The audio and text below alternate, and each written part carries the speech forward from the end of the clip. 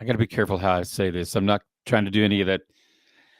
The older I get, but man, it just seems like it's been a rough fall for me. I hope everybody else has had a fantastic fall, but I am tired, Mr. Lunny. Oh yeah, and I'm not necessarily tired because I don't work near as hard as everyone else does. I just kind of do what I want to do. But I'll tell you this, Derek. Between talking with directors, I've spent more time treating them to therapy than I have working on bands. It's like You should. lean back in your chair and tell me how you feel right now. So a lot of It's places been like rough. you earn points. The more points you earn, the more privileges you have. So it seems like the Mike Lunny uh, service of coming to help your band. The more times we're together, the more points you earn, or the longer I allow for therapy. Yeah, need to have a punch card. every two clinics, you get a free therapy session. That's great. So But they I'm are. glad that you. But honestly, joking aside, it's a tough fall for every. I don't know why, but it's a really tough fall. And the other thing that I will say, and this is, everybody says this, but it's true for me right now, that when this fall started, let's just I'm going to put it in a different context. When back to school started, Mm-hmm. it drug, it was slow. It was like, oh my gosh, can we get this thing going? And now all of a sudden, it's 2 months later. I'm like, where did it go? Yeah, you're right. It's almost, I don't know if there's a physical property we could attribute to it, but it's almost like a roller coaster. Click, click, click, click. Wah! Here we are. Yeah. Anyway, I hope you've had a good time consulting and counseling and all the things.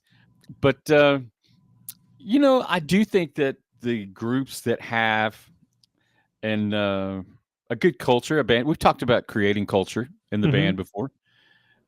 That they have probably not caught by surprise with the fall. I mean, every time it's different, right? It's the same, but it's different.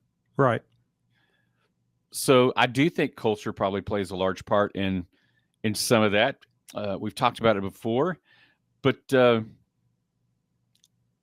I don't know. Do you agree, disagree that culture is a big deal as far as making it through some of this stuff? Yeah, there's no doubt about that.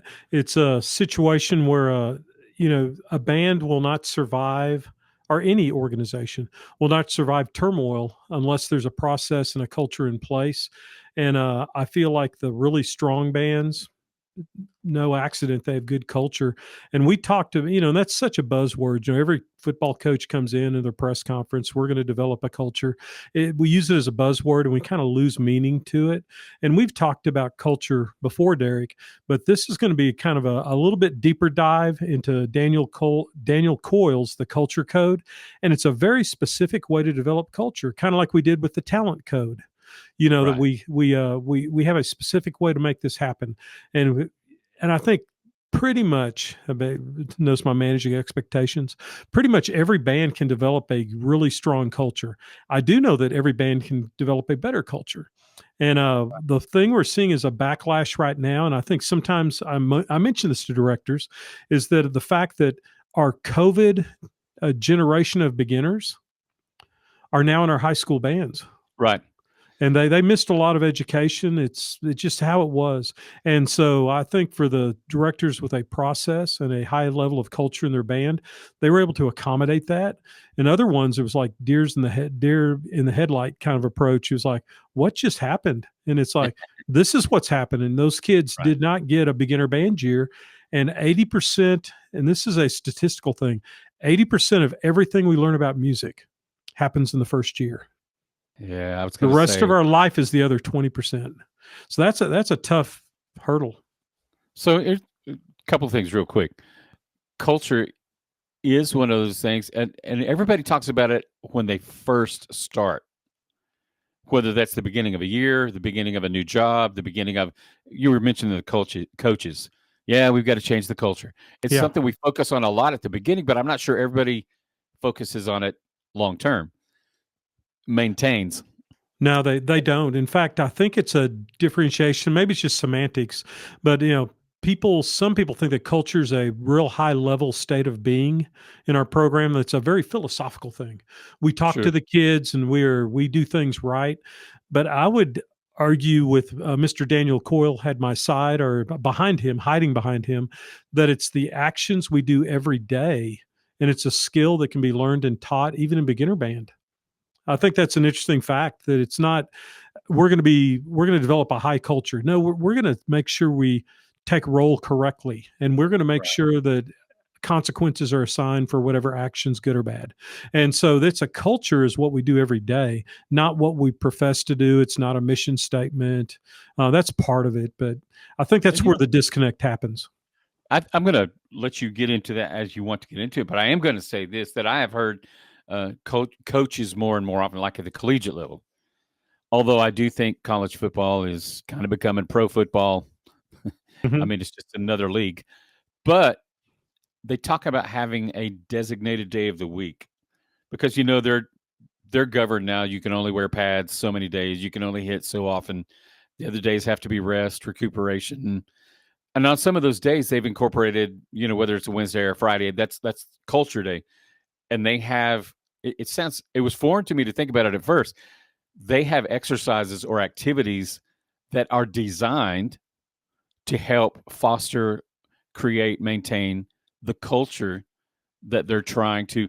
And again, don't know how great of a sports movie it was, but remember the Titans. I've even heard since that it wasn't 100% factual. Hollywood did that, but um, you know, making the players get to know each other, creating a standard.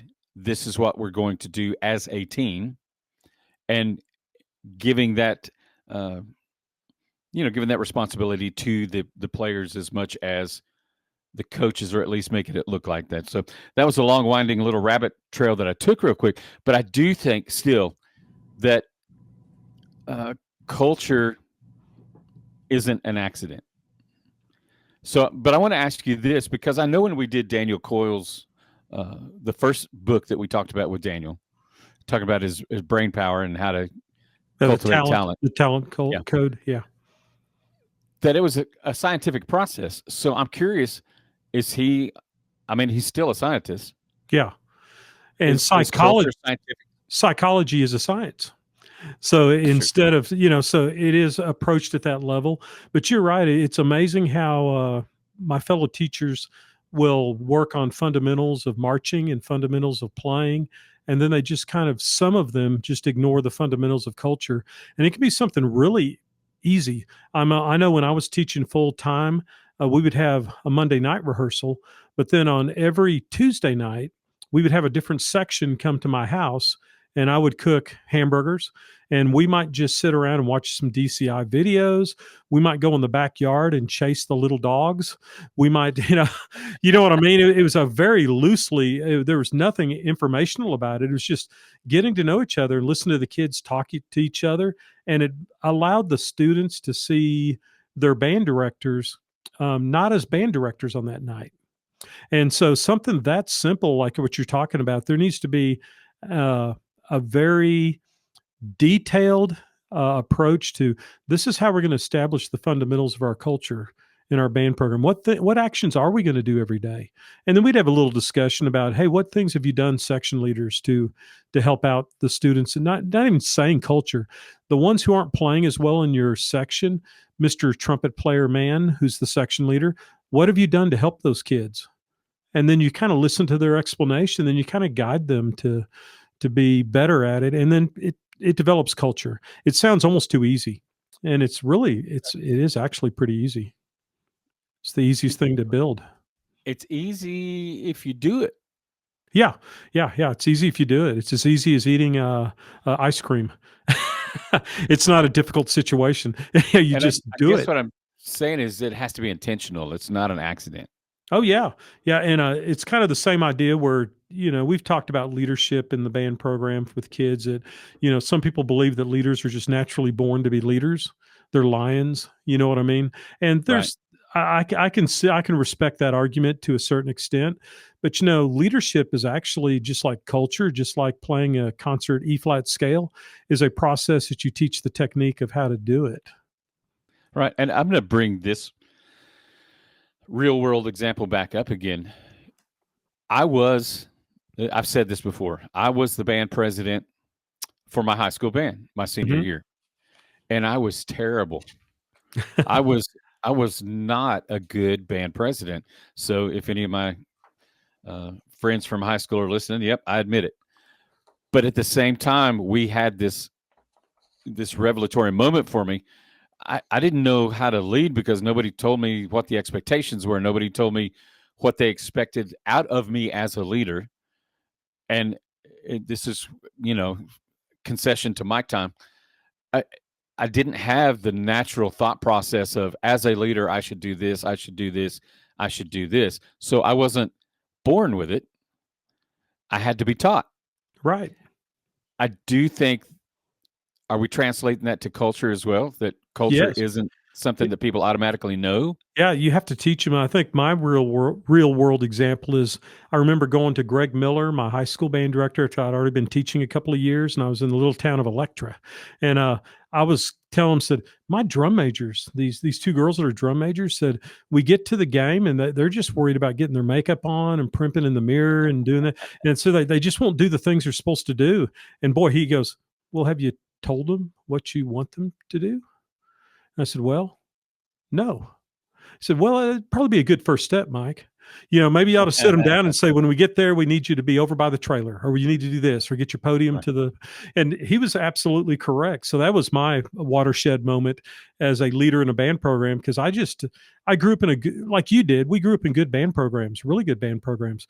So in a way, we just kind of assume, and most band directors grew up in good band programs. So when they go to a rebuild situation, they just assume that everyone knows what they're supposed to do, but they It's don't. almost institutional. Yeah, yeah, it's decades at some of these high schools, but if the band's been a third division band for a long time, then you've got to start with this is how we behave in the stands. This is how we put our cases in the stands. You've got to do everything, and it's so tiring, Right. but it's all part of that culture. It's how we do actions every day, how we treat each other, how we do our logistics every day is our culture. Okay. So according to Brother Coyle Brother or Coyle. Yeah. Professor Coyle, he would probably prefer. Yeah. But are there definite steps? Is there a process that you could kind of outline? I mean, I know they could get the book and read it, but Yeah, but there's he does it with I say definitely, you know, get the book and read it. He's got mine, it's got my name stamped on the front and all the pages are worn out. You know what I mean? Because it's just a paperback kind of deal. Because I'm old school. I still like to pick up paper. I listen me to too. audiobooks in my car, but then that's a whole different thing. People But laugh at me, but I can't read a Kindle or an iPad I or a don't like. phone. Yeah, I'm with you on that, Derek. It's So too distracting to me. But he kind of divides it up into three things. He says there's three skills of cultural chemistry. And this is in any organization. And those three things, we're going to kind of go into each one of them, but just give the listeners an overview. One is you build safety in your organization. The other one is to share vulnerability with leadership to the ones who you're leading. And the third one is to establish purpose. Now, when I read those three, it's like, well, what's he talking about? there's Because a that could go a lot of directions, couldn't it, Derek? yep, yep. And I But agree with that. And again, I have to turn off my buzzword filter and let's dig into what it means to be a safe environment. yeah, and so he talks about creating a safe environment. It's the foundation of any organization. He explains that our brains are constantly. Think about this. I think this is cool. After I read this the first time, I thought, man, that is so true. He explains that our brains are constantly scanning for cues of safety or danger. High I agree with performing that. Yeah, high performing groups intentionally send and reinforce belonging cues that signal members that they are connected and we're all in one unit. That allows them to actively relax and engage in what we're trying to do. Because think about that. And when I read that the first time, I thought, oh my gosh, I thought it was just me being paranoid. That if I'm in a new band hall is my first clinic there, and I don't know the kids, and I've never even seen the director face to face, then I find myself doing exactly the same thing. I'm looking for clues. I don't think about it that way, but when I think back, I go, yeah, is this a comfortable environment to be in? Are these kids very defensive and don't want to really listen to me? And I start making up all these weird thoughts that aren't even true. I just start reading into all these cues. And I, Right. and I think bands do the same thing. And we've got to teach the kids how we do this. So we're going to go into some of these belonging cues. But I'm And going to tell you, I can act. It's almost very distinct, the memory of, and it still happens. Here's a real world example to prove what your point. My wife just got a jury summons, and I get them all the time. And one of the things that I hate about jury service is the first part of it is 400 or 500 of us all show up in the same room mhm, to check in and make sure that we answered our jury summons. And think about this: when you walk in those places, you start looking for the safe place to sit. You may not label it that way, but you're looking for. We just start analyzing. yeah, Do I feel comfortable between those people? Do I feel comfortable between these people? Should I stand at the back of the room? Why is the bailiff looking at me like that? I didn't do anything. Stop that. But it's all part of that thing that you're saying, that we are constantly analyzing how safe is the environment I'm in right now. yeah. And So, we all drill down into that. We know it instinctively, but if we drill down into it with our leadership team and our kids that we're trying to develop this culture with, then there are very, very specific things we can teach them to do in leadership training. So simple things like eye contact. right. Who if you look at a person, energetic listening. You can tell when you're talking to a person if they're actively listening to what you're saying, or they're actively thinking, what are they going to comment back with? They've already I, decided I what they're going to say I next. say that all the time. People don't listen to listen; they listen to see how they want to respond. Right. What And What that am I that going to say? and that's a skill that we can do. And positive body language. I know this sounds like Bobby Boucher from Waterboy, but Mama said, my Mama, mama mama always say. said, my mama always said, your heart faces who you love. So if you're talking to somebody, then if you face your chest, if you face your heart to that person, then that's a positive sign of belonging. If I'm busy digging through my scores and trying to find a trumpet mouthpiece, and I'm talking to a student looking over my shoulder because they've got a question, that sends a different message than if I stop, I put down the trumpet mouthpiece, and I turn to them and look them in the eye and say, what do you need? How can I help? That's a different body language, and kids aren't used to that. I'm the old man screaming at the clouds here, but we're so engaged with our phones and with I'm here electronic to say, communication. They don't look at each other as much as they used to, and maybe they do now that we don't have as many phones in school all the time. I've heard good things about that. I know not but everyone's on board, but it's so obvious sometimes. You can tell when people disconnect because they immediately look at a phone, yeah, and they'll tell you, "Oh, I'm not ignoring you." yeah, Yes, you are. yeah. I It's think the exactly what you're best doing. the best skill that as a just a human being is if you go to eat lunch or dinner with someone, don't get your phone out and set it on the table. Right. I mean, keep it in your pocket. Are you really are you like controlling all the free world? Are they going to be nuclear codes come across your phone? Is it really? I mean, if it's a really important situation, have your phone out, but tell the person you're with that, hey, there's a really important call from my doctor coming, so I'm going to put my phone here. But just the simple act of setting your phone on the table, and then everyone does that, shows that the phone is more important than anyone at this table. Right. So I it's can something to be kind of think interrupted. about. Yeah. Yeah. So just something to do. And the other thing to that belonging, and this is a hard one because there are dumb questions. I mean, there are. I've asked plenty in my lifetime. I've made a living asking dumb questions, but Uh, you've got to train yourself to respond in a way that you're not calling any question dumb. Hey, right. stupid, get back in line, the idiot. That's a stupid question. That's a danger cue, isn't it? Okay. But to say, hey, thank you for asking that question, but that really doesn't pertain to what we're doing right now. Can you keep that in mind? And when we get to part three, then you can ask that. So it's a skill. I mean, I keep saying that, but it's not some kind of thing that's you're just naturally born with. Some people are more personable. Right. I'm not, I'm not, I don't think I'm near as personable as a lot of people I'm around. But I think that's a skill that can be taught to people to a certain degree. And I think the ones that are really good at it, they just kind of grew up around people who were really that way and they just learned quickly. Right. This and it made them feel they belong to a group. And so there's no dumb question. That's how we have to approach it. Just maybe a question at the wrong time. Right. That's my deflection always. So that's a good question, but that's not what we're working on right now. Because you know how kids are. You can be working on part of the drill, or you can be in concert band working on something, and they'll ask like, next week at contest, where are we eating lunch? And no, So, and it's just like, a random. yeah, and it's like, you don't want to go, hey, what a stupid question. Even though in your mind you're thinking, good Lord, but what you do is go, well, we're going to talk about that later. So that's an important question because I like to eat too. And then Right. so let's get back to this, what we're doing. So kind of trying to take it that way. So Sure. that's your And I belonging listen, cues. we've said we've said this before. It is just it's not hard to be kind. We just have to think about it. Yeah.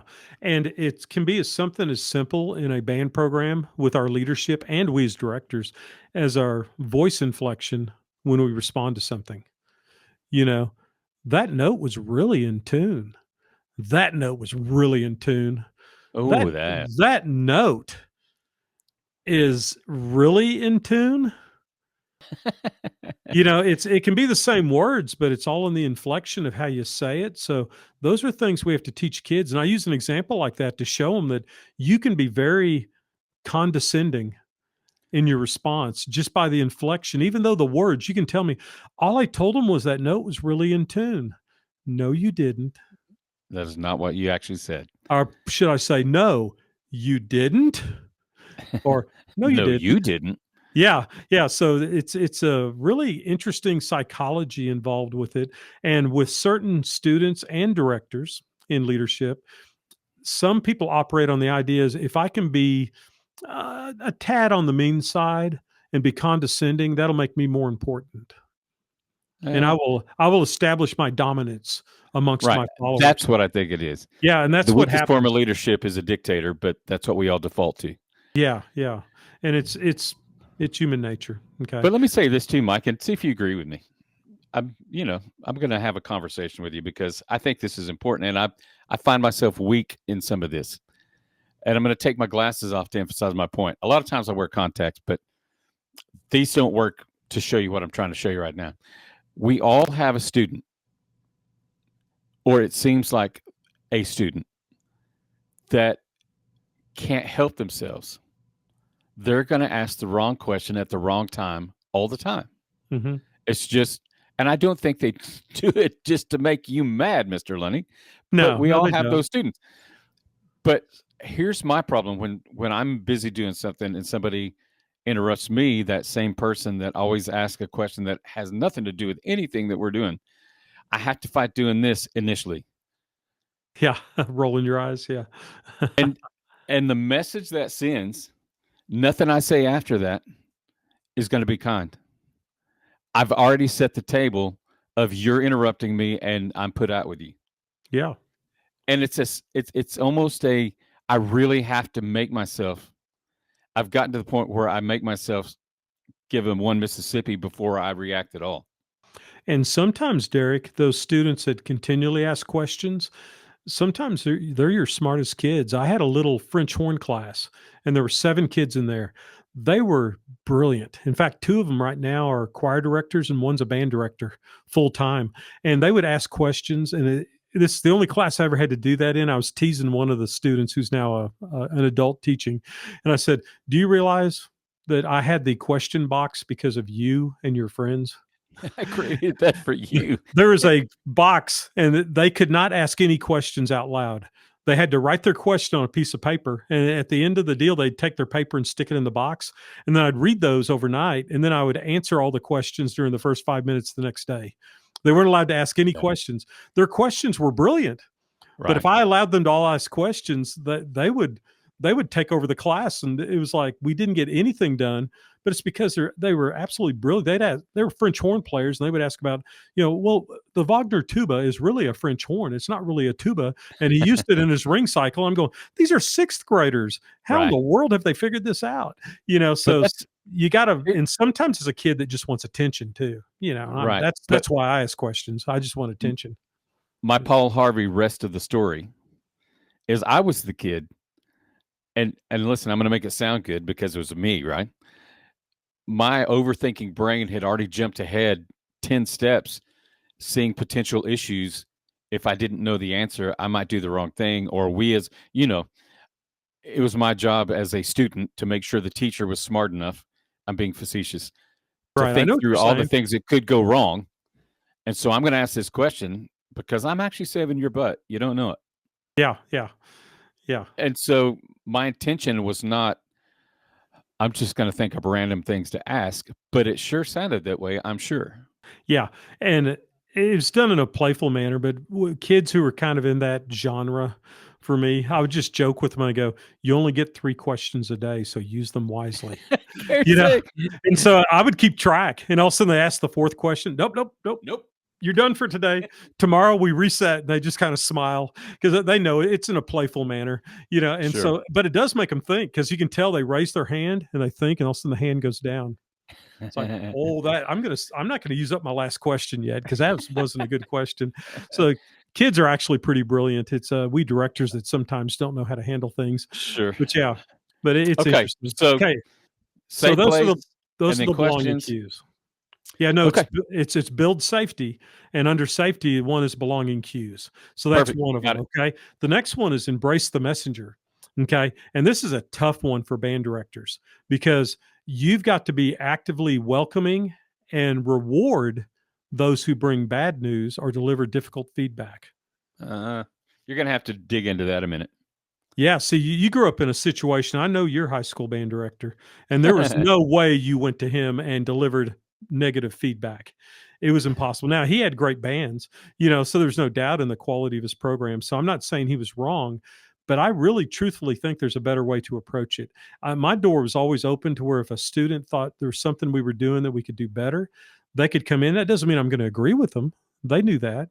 Right. But I always welcome that feedback because on the other side, probably 80% of the changes I made in my program directly relate to a student coming into my office and saying, why do we warm up the same way every day? Why don't we change it around a little bit? It's like, well, it's really a pretty good point. So you've got to do it. But this can be feedback from staff. That's a tough Right. one for some directors if you're fortunate enough to have staff. When I first started Especially if it's teaching, a first year yeah, teacher. yeah, and I was a first year teacher and I was the staff, so I just argued with myself all the time. So Yeah. if you saw me talking to myself, it was a staff meeting, so that I was all there was, and that's a scary thought. Because I didn't know what I was doing and I argued with myself anyway. And sometimes I lost those arguments with myself. That's when you're going insane. With from parents, because parents always have things to try to correct in the program, and 1 out of 10 of those things will be really, really good, and 9 out of 10 will be just them venting. Sometimes just nod your head lovingly, and Right. then say, "I will take that under consideration." This creates, honestly, if you do that, it creates an environment where people feel safe speaking what they consider to be the truth. And guess what happens once you get past that point? Sorry about You that. are in demand, my brother. No, I think it says scam call.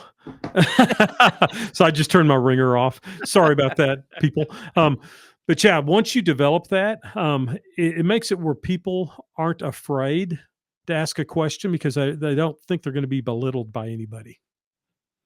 But let me say this, just a thought. When people ask questions, worst case scenario, they're actively trying to be part of what's going on. Yes.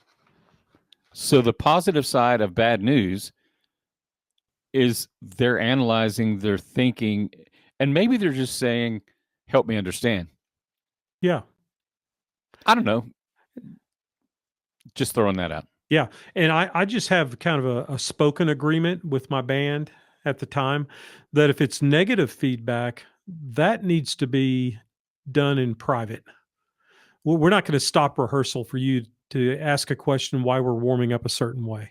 So that even though it might be a really important question, that's not the time for it. And there's nothing wrong with saying when a kid starts to ask a question to say, we'll deal with that at a different time, or, we'll get to that later. Or sometimes I'll just literally say, for the next 10 minutes, let's not have any questions. Just be listening for the next 10 minutes. There's nothing wrong with that, but you need to develop that kind of, chemistry with your band.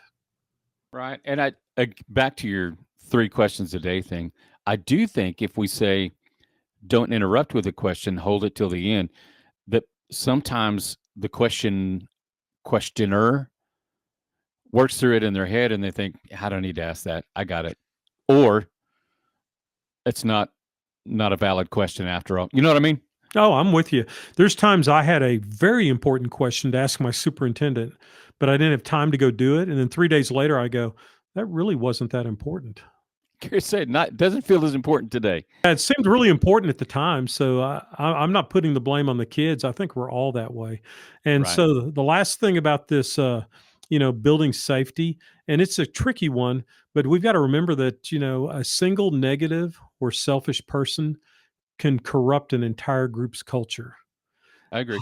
High performing cultures, they have zero tolerance for people who take away from the community purpose. I mean, it's almost to the point of being barbaric and brutal how they will treat other people if they feel like those people are taken away from the group purpose, which, Derek, then that cycles into we don't have a good culture. No, Right. no, we have a good culture. You're just performing badly as an individual. Curious say, what's That's why they're behaving that way towards you. That's a symptom of our good culture. So just because they don't like what you're saying doesn't mean we have a bad culture. So that's a tricky one that you have to accept at face value. okay. And I think that's honestly, pretty profound. Yeah. yeah, and honestly, the benefits of their skills for those negative people are rarely worth the damage they cause to group cohesion. It's just Okay. they're not worth it. I don't care if they were a first chair all region flute player. If they're negative all the time, I'd rather have second chair play the solo. So let me And ask you this: Are you? I know we both fight with our intentions and our. I don't want to sound too. Are you saying we should kick people out if they are negative to the culture? we keep working with them. The only time I've ever removed kids from a band program was when it was absolutely rebellious, or sometimes at certain times a dangerous set of circumstances. So just them misbehaving culturally is not grounds for a dismissal. But if they continue to do so and don't change their actions, it'll finally get to that point where it's rebellious. Right. And it's and you, as directors out there, especially if you're a younger director, um, make sure, because I made this mistake as a young director, if you're going to remove someone from your program, it's really important to go check with your principal first. And make sure that culturally it fits in with what the administration wants. Because I did that, Derek. I told a student that they were not going to be in band any longer, and the principal goes, "No, you should have talked to me first. That kid's going to be in band." That was a very embarrassing situation. So just make sure you know what the people above you, your immediate supervisors, think of it. Don't just, because our emotions get the best of us.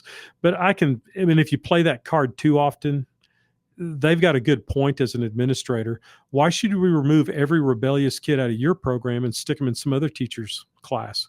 Are Let somebody you else have the rebellion. Yeah. are you that important? In my mind, I am. But Sure. but to the culture of the school, see, the principal's trying to build the culture of the school. Now I've turned into the rebellious student, haven't I? But e- even worst case, don't do that in front of everybody else. You're out of here. I'm going to make sure you're never in this program again in front of Yes, your entire band. And then they show up the next day and your entire band said, you don't have any authority. that's exactly right. Yeah.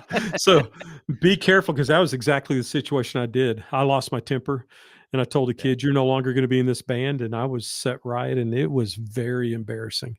Yeah. I learned. You know me, Derek. We're good friends. I learned my lessons the hard way because it's the best To way.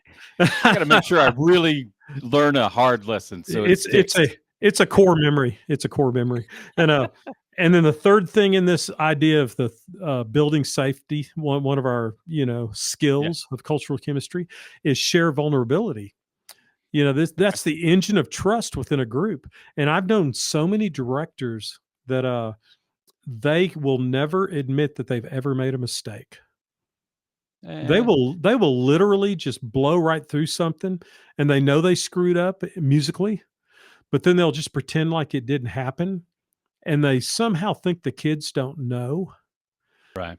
You know, and I'll give you kind of a tiny example. I remember rehearsing the marching band in the band hall, and we would start, and I'd said, everybody start, let's say just measure 26. Everybody start at measure 26. And I kept saying that we were starting. I say, percussion, you've got to come in. And we did it about 3 times in a row. And instead of being, just obstinate about it, I just went, percussion, what's going on? I said, Mr. Lundy, you're saying the wrong rehearsal number. We don't play at 26. We play at 23. And it's like, at that moment, it's like you apologize. You go, "Oh man, Right. that's on me. I'm sorry." But we all know directors who don't do that. Said, I've heard this statement come out of directors' mouths. You should be reading my mind and not listening to my words. You know where I wanted you to come in. No, they don't. Right. If you want them And to read your minds, we're really in trouble because some of those minds are pretty out there. the world that we live in right now, that somebody's going to pop in and say that's gaslighting to Yeah, try yeah, to that'd be the term convince now. somebody that you're right all the time, Yeah, that they misheard you. because the kids might not know every musical attribute that goes on, but they can tell when you're lying. Exactly. They can tell when you're, it's like, he didn't know what he was doing. And then if you Right. admit it, if you just go, oh man, I just screwed up. And another one, I was working with a wonderful band near and dear to my heart, Wiley High School Pure Gold Marching Band yesterday. And we were doing Okay. this big block rotation. And this block rotation, now my band director friends will get this. It's a 12 count move. A 16 count move, there's a subset of perfect files that count 8. And I kept saying, the middle of this move, you should look for the file. You should look for the file. And they were trying. They were trying. Finally, Kyle McDonald, who's an amazing director, he goes, Mike, that's a 12 count move. There is no file. And it was like, okay, guys, I apologize. That's a 12 count move. Quit looking for the file. It's not going to exist on count 6. And so I could have gone, no, this is what we do. This is what we do. I was a past director of the Wiley Pure Yeah. Gold Band, and this is what I do. I'm right. But it's good to back down because students feel safe. They feel safe that you will admit when you make a mistake, so they don't mind making a mistake. It needs to be a safe rehearsal where mistakes are tolerated. They're not necessarily excused, but it's not like, what are you doing? How stupid can you be? That's 16 counts. Quit it. And It's like you yeah. need to know when to arrive at set. So we can go on and on with different examples and things, but I think we all know that as the person on the receiving end. But sometimes on the giving end, we forget as directors that we have to be vulnerable and Exactly. admit our mistakes. Exactly. So Great, great point. that gets us through our first thing is building safety. So if we Right. can, and that's that, nothing else happens until you do that. Okay. The second big group that Daniel Coyle just jumps into, which I love, is that shared vulnerability of you know lead by being vulnerable first. We just talked about that. Everyone, it's an open environment. Everyone can learn from these mistakes. Something as simple as a mistake you might make looking at the score during rehearsal or singing the wrong rhythm. How many directors out there have done that before? This goes Yeah. ja da da dee da da digga digga da da da, and then all of a sudden some kid raises her hand because it's a good culture, and they go, Mr. Lundy, you're getting us to play it that way, but that's not exactly what's on the page. Could you look at that again? It's like, oh my God. So I'm so sorry. And so because half the kids are doing it by the page and half are just following me blindly because they're going, do what The the old road man's teaching. yeah, do what the old man says so he won't get mad. So Right. what can we do to shut him up? Just do what he says. So that's a different level of culture, isn't it? Where bands operate on what do we have to do to make our director shut up? And And this is that's where I scary. recognize the high thinkers who say things like, "Can you help me figure out where I'm missing? Because I hear what you're singing, and I can't rectify that against the notes I have on the page. Where am I missing this? Yeah. And really smart kids will ask very intelligently. They'll go, Mr. Lenny, are you changing the score for more clarity in our performance? That's a real honest way of going, you idiot, you're singing the wrong rhythm. We all know it. That's not it. Yeah. But yeah, the really smart kids will do that to me. And I'll go like, thank you for being so kind and how you pointed out my weakness today. So that alone, just that interchange doesn't develop culture where the kids are like, oh yeah, he's okay. He'll do instead of, quit asking me stupid questions. You do Right. what I say, How read my dare you? mind. How dare you? And it kind of goes in that big group too, is that shared vulnerability. Okay. Right. And the next one is normalize hard conversations. The best teams intentionally create difficult but honest conversations to confront tough problems. If there's an issue with, I don't know, let's say behavior on the buses, whatever that might encompass. There's a Right. problem with that. Then you talk to your leadership team and you intentionally create a 10-minute window. We're going to talk about this. And I'm going to Right. talk first. And then for 2 minutes, then you got 8 minutes, you can talk and tell me what you think. And you intentionally create that. You don't just wait for it to fester like some old sore and then all of a sudden everyone's infected. You've got to address it. And I always laughingly talk about this because this is a Mr. Lenny trait. And I think almost everyone has this, but it's a bad trait of Mr. Lenny. Derek, have you ever ignored a problem just hoping it'll go away by tomorrow? I may have done that once or twice in my. But does it ever go away by tomorrow? Nope. No, it just gets worse. And it's a harder conversation tomorrow than it would have been today. Yes, and that's a bad trait of mine. It's like, well, that's really not going well, but if I just ignore that clarinet section today with all that talking, maybe it'll get better by tomorrow. All I've done is validate that their bad behavior is being tolerated. That's all Yeah, I've and then done. sometimes it's easy to say, well, hopefully some of my student leaders will fix that. Do you guys not hear that? Yeah. And isn't that the first line of defense? And I'm going to step on some toes here, so it's okay because they're friends of mine. But sometimes directors hide behind their leadership. If Yep. my leadership was better, they would have corrected that and I wouldn't have to deal with it. Well, it happens to be you're the only one getting paid. So I'm As it pretty sure happens. this is your pretty sure this is your problem. This is your circus and these are your performers. So it's you can't just pass that on to your clarinet section leader. You're going to have to do something to help them. So I Right. won't stomp too hard. We don't want any blood blisters on their toenails. But Okay. I've always been worried that I have some psychological issue that confrontation has never been hard for me. I always keep in mind that confrontation is not bad as long as it's leading to a good outcome. Yes.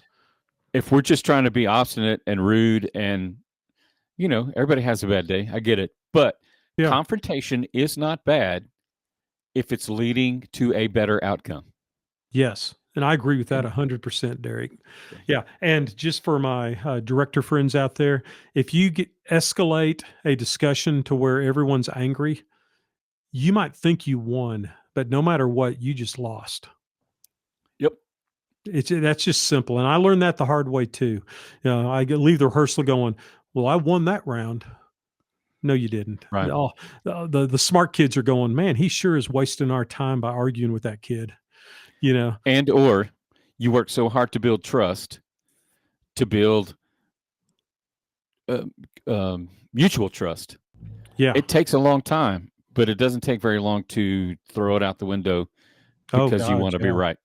Yeah, my dad said it best. I know he picked it up from somewhere in the Air Force, but he goes, it takes one bad moment to erase 100 attaboys. Yep. Good job, And I think attaboy. Good job. Good job. Yeah. the psychology of that is people will remember one bad comment and forget the 10 constructive things that you said Oh, you're or the exactly right. compliments. The negative will always stick out and last longer. And I think the reason behind that, this is just Mr. Lenny Psychology 101, is because comments to correct something that would destroys that culture are generally more pointed and And personal. Yeah. and personal, and it's how you really feel. How many comments do you get Right. where you get to an end of a drill set and the director goes, "Hey, yeah, that was pretty good." Was that really a compliment? That Can't was just say. that was like going, like, today's generation, like I was doing this, like, and like I did this, and like I'm thinking, like directors do that with good job. I like that. Good. Right. Right. Go flutes. Man. That was very good. Step off. Good arrival at set. See, that's a compliment. Not hey, Right. good job. They're not puppy dogs that we're teaching to Yeah. sit and get treats. So get that out of your vocabulary. You can't just give them a little. Oh, good job, good job, good job. Pretty soon they just ignore that. Like, huh, huh, huh, huh. It's just a space filler. So be careful with that.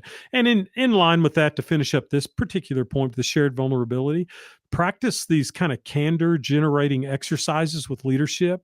Create regular practices for sharing open feedback. Give a time frame. You're in your leadership meeting and it's a scary moment as a director the first time you do it. Okay, we've got about 15 minutes left. I need to hear you tell me what you think are the problems in the program right now. And if you open that Pandora's box, you better be ready to address it because they've been Yes, sir. waiting. They've been waiting. I And don't think 15 minutes is a good time frame. well, The I first do it. couple of times. Well, I do it because there's a definite where we stop it, because otherwise they'll We just have go to on stop this forever thing. like Right. Baptist deacons. They'll never end. They'll gripe at the preacher. I used to be a deacon in the Baptist church where I moved from, and man, they would waylay on the preacher. And finally, I had to tell the preacher as a band director. I said, you need to put a time frame on this. He goes, what? I said, you need to tell them we've got 20 minutes to talk about this, and we got to get to the budget issues. And this Right. in the middle of a sentence, up, time's up, let's go. And so they'll shut up. They'll shut up. Give them some time, but don't let them control the whole narrative of what's going on. So Right. it's Right. it's a skill we do. And the third big thing, this is the one most people actually do really well from the get go, is establishing purpose. You know, Okay. I like to have a student leadership construct a mission statement, and that's another buzz. All these are buzzwords, but they're buzzwords because they are important. Um, and realize that when they finish their mission statement, that's not the end of the process. That's only the beginning, because they'll do their mission statement and they'll plant it on the wall, and no one ever says it again. No one ever does anything that's in the mission statement. It says, hey, we did our mission statement and we should be pretty good by now. Um, but I like to do it where they do their mission statement and we talk about how that affects us. First of all, what do we call ourselves? Are we the Pure Gold? Are we the Bulldog Marching Band? Are we the whatever orchestra? We do that. And then we tell what is our culture. In other words, what are the things we do? It can be something as simple as we treat all people with equal thought, and we welcome feedback in any situation to make ourselves all better players and performers in our organization. I think a really good one is Chick-fil-A. I think what is theirs? It's that all customers will have a good experience. Think about that. My pleasure. Yeah, my pleasure. So isn't that a cool instead of we will have the best chicken in the world. I love Chick-fil-A. But do they really have the best chicken in the world? Some say yes. I don't think so. I think Popeyes is much better chicken. But I That's go to like Chick-fil-A asking. because they treat me like a god. Right. I love But it. And it's like asking who's the best drum corps. Everybody has an opinion. Everybody has a preference. yeah, and your opinion's correct and my opinion's correct, but we're not have the same opinion. But you're And right. typically, So they're all good. yeah, they are. And so our mission statement needs to reflect that. It's what we Right. need to do as a band. Sometimes our mission statement gets so lofty and philosophical and so long, they'll go on and on. We, the leadership of the so and so marching band, and we have 25 points to cover here, and they'll list them out bullet point. And you're going, man, no one can do this. So once you get a concise mission statement, I always had one of the people in the band at the end before we dismiss every 2 or 3 days would read the mission statement out loud. They would read it. They'd use a piece of paper and they'd read it to the band, and then we dismiss. Some people call that brainwashing, Brainwashing. waterboarding. I don't know. This is verbal waterboarding for the band, but it has a lot to do with our words matter. It's like when I clinic, the hardest thing I can get directors to do is to quit saying, "Let's run through the next 16 measures," or "Let's run the next 2 sets. Let's do this chunk of drill again." I always tell them, said, you should always say, "Let's perform the next 16 drill sets. Let's perform our horns up. Let us perform our warm up." that word matters Right. because culturally it makes them start to think that everything they do is a performance. How they pick up their flag on the sideline and strip the silk is a performance. It's not a simple logistical motion. And so that's a tough one to get people to do because we're so used to going, let's do a run through. Right. Let's do a performance. This you've got to pretend, students, is the last time you're ever going to be able to do this show is this morning. This is it. There's Right. no more times to do it. Okay, so I'll get off that. That's one of my pet peeves. So you've got to make sure you do that. And so we No, but create. I don't think you're acting like we should move on from that real quick. I think we need to set Okay, that what we say as the leader of the culture matters. yeah, it does. And if you are just saying, I'll try to do this short-winded. If your language says, obviously that wasn't good enough, could we please try again? Yes, Then they develop the culture of we never get it right. As opposed to, all right, let's perform that. Could we perform it better? yeah, But from the get-go, you are creating the mindset that we're doing positive things. yes, You're not, even with your nonverbal, because listen, it's hard. We teach our people this at the office. If you'll raise your eyebrows when you talk on the phone, you sound happy. that's right. Or if you smile It when you talk on the phone, it, people it can is. hear you. They can hear you smile. You cannot look at a group and say, "Let's perform this again." And listen, I over exaggerated. I shouldn't have done it, but let's perform this again and see if we can perform better than the last time. It's hard to do that in a negative way. Yes, it Let's is. perform. Can we perform again, please? Because it doesn't. Our brain won't do that. Yes, If we use positive words, we carry positive body energy with it. Typically, yeah. And within that same context, those belonging cues that you just mentioned, because the way you said it was perfect. I like to, every time I say, if I'm clinicking, let's perform the next 4 sets. I always, before I say that, I give a compliment. Even though there might have been 40 things wrong, I'll say, Flute, your horn position was absolutely perfect the last time we did this. Let's perform those 4 sets again. And then all of a sudden, everyone in the rest of the band all of a sudden goes, I want a compliment too. really, I want to fix my horn posture. Yeah, Yeah. And so I'll tell you, in beginner band, I had a student teacher and they said, how do you get all the kids to tap their toe in beginner band? And that's an honest question. And I said, oh, it's real easy with sixth graders. You just compliment the kid that does it really well in front of everybody. right. You go, John, your foot tap is perfect. It's the right height. It's right with my metronome, and it makes you play better. Everybody, let's go back and perform this line again. And all of a sudden, 20 other kids, their feet are tapping, because they aren't we all the same? We all want a It's little positive bit of, peer pressure. Right. yeah, yeah. We want someone to say, hey, Mike, you really did that well. Hey, there's a Mark Twain quote. I can live off a good compliment for a month. That's a Right. Mark Twain quote. And a negative comment, sometimes negative comments need to happen in a positive environment. But if we just live on negativity, oh my gosh, you're just beating them down to a pulp and they don't even want to be in your band. They're just in band because they like their friends. They hate you as a director. Right. But you They can hate still being say around things you. like, I have to say this so we can get better. That's right. No one minds Instead of critique from someone they trust. right. And anything I'm saying right now is in the best interest of you and our group. Yeah. And after a while, you don't have to say it anymore because they know that your best interest is them Yeah. and the group. Yeah, and through this beacons of meaning and trying to find our purpose of what we do, we can pull back for what I call artifacts from previous conversations, from previous history of a group. Just like in our podcast, sometimes we'll reach back into past podcasts to mention something, Exactly. and I think that makes a big difference. Or when I would talk to my band at the end of my career, a simple statement, because we were the pure gold marching band. I'd Right. go, are you pure gold or are you just gold plated? Wow, that's pretty good. You, I you know, like it. said, let's perform this again because right now what you're giving me is gold plated, which means it looks really good on the outside, but you're going to wear down pretty quick and you're going to make my hands turn green. Right. Said you are pure gold. You're not gold plated. Okay.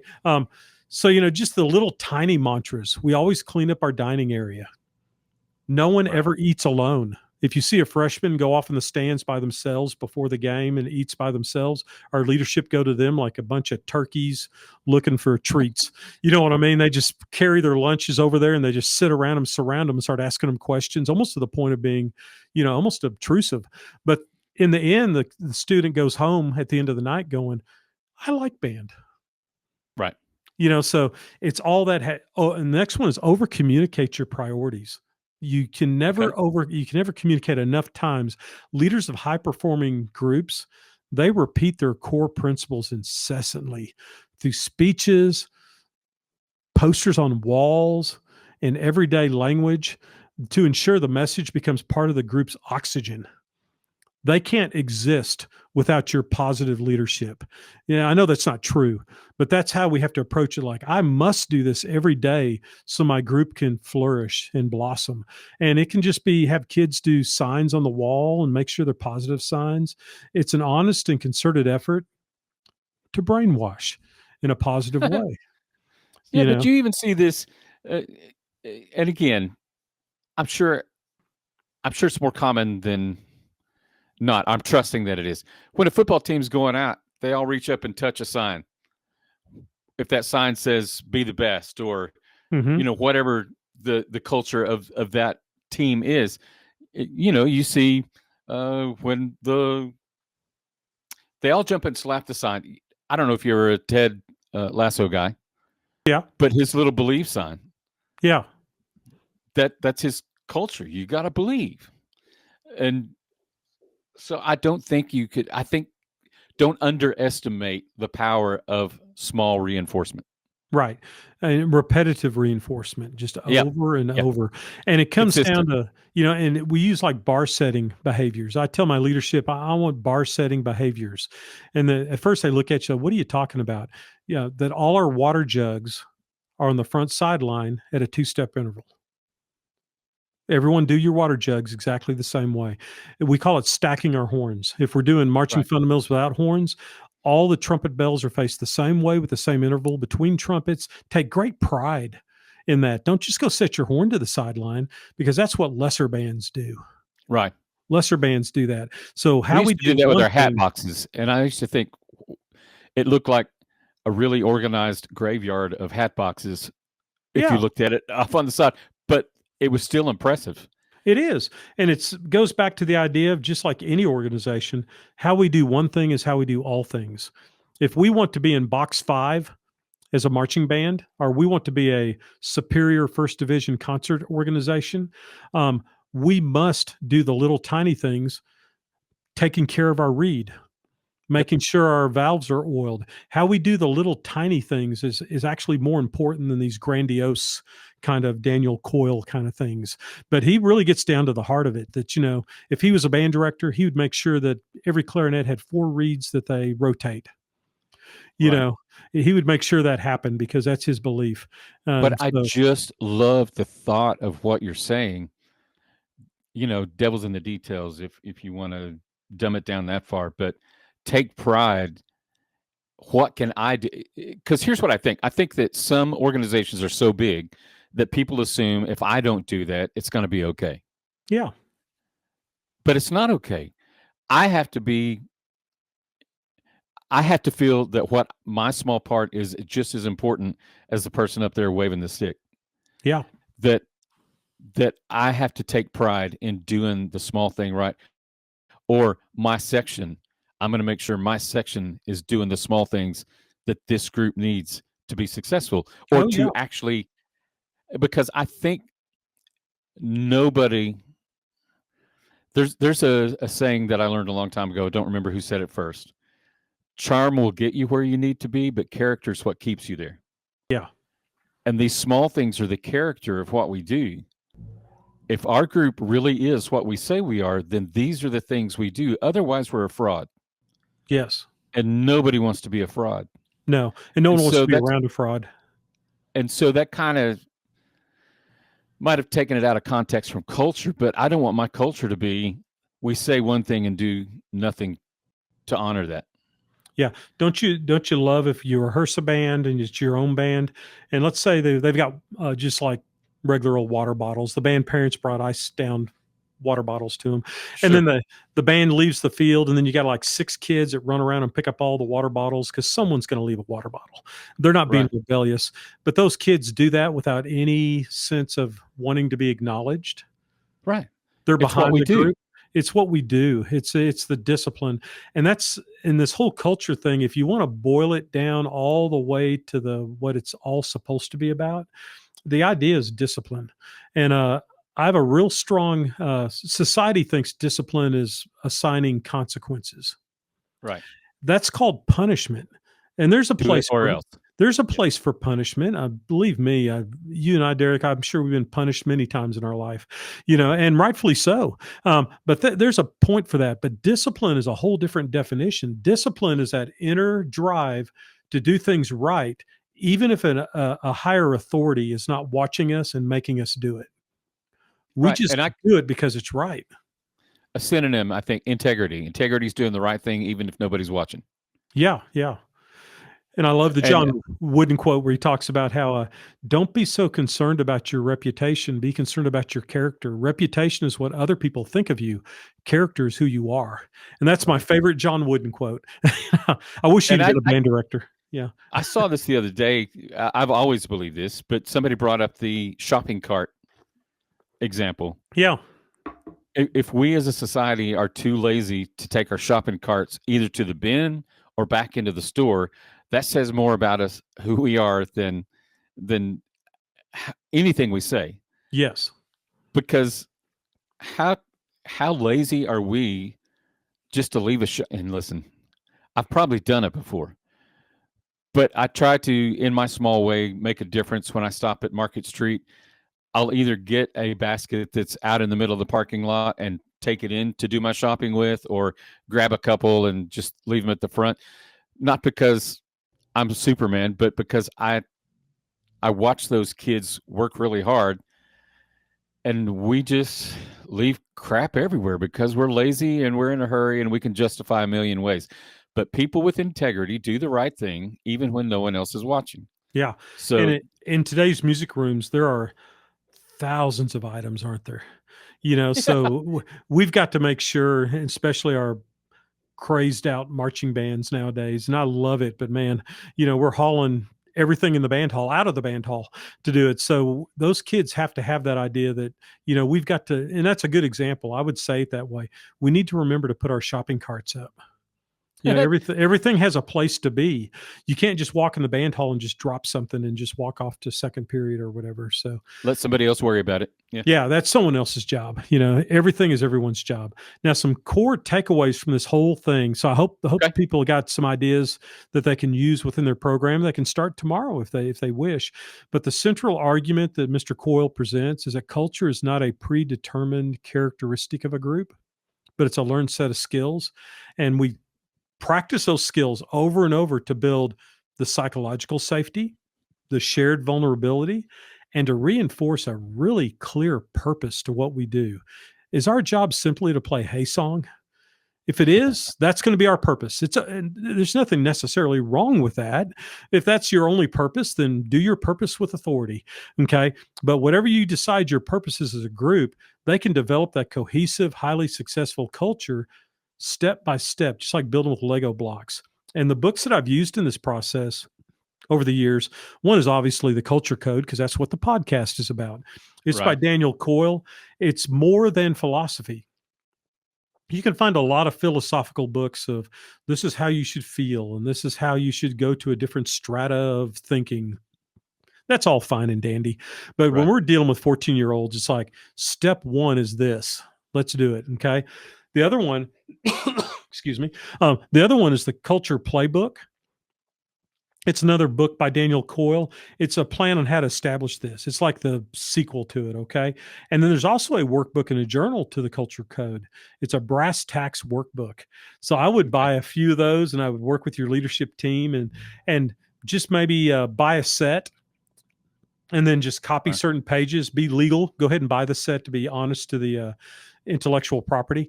And then I would probably just make a copy and just have one page and let them work on it during each leadership meeting. Just do one page a day. And Sure. you'll be shocked, And we already talked about the talent code from before. That's another amazing book by Daniel Coyle. Right. So go back and listen to that one, my listeners. I think that's a really cool one.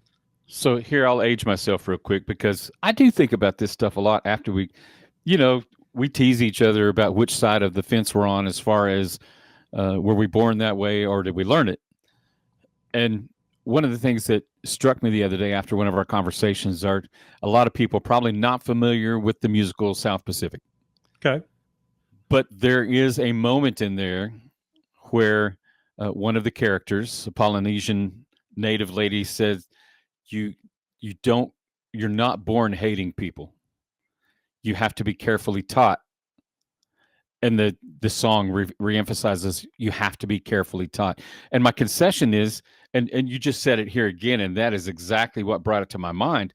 A learned set of skills. I think Coyle is convinced that everything we become is something we learned, Yes. as opposed to predetermined. Yeah. But but Mr. and Miss Band Director, your kids aren't just going to naturally do this. They have to be carefully taught. Yeah. It doesn't matter if we're talking about talent, culture, how to be successful. Isn't it amazing sometimes to think that beyond notes, values, tone, really what we're doing, and I think we had this conversation with Steven, is we're creating good people. That's the We're goal. creating character, and it has to be carefully taught. Yeah. And now that I'm a really old man, I'm 7 years retired. I'll bump into kids that are kids. They'll always be kids to me, but either at the grocery store or down at music convention because they're teaching somewhere. I can't think of a time when a past student said, "Mr. Lunny, I want to thank you for helping us get to the state marching contest. I'd like to thank you for us being able to be a sweepstakes band." I think maybe in their mind they do like that, but 9 times out of 10, or maybe 99 out of 100, it's like, "Thank you for making a place in the school where I felt like I belonged." Exactly. Think about Perfect. that for a second. That's just amazing to me. It just makes my heart melt. It's like, man, I'll trade in all those stupid little trapezoid trophies for a kid who can be a well-adjusted adult and be raising children. Those children that then get into band, I have a word for those children. They're my band grandbabies. Yeah. So I So, go like to Wiley this morning, and I've got about 20 or 30 band grandbabies that are in the that's current great. Abilene Wiley band. I think that's just really cool because they felt it was a safe enough place. When their kids said, "I don't know if I want to do band. This is really hard." No, you go to band and you go to Sunday school. Right. So, that's what we do in this house. So kind of take all this and see what you can get out of it, guys. If you have any questions, please let me know, and I can help you in any way I can. And I won't call your question dumb. Good conversation, friend. It was fun.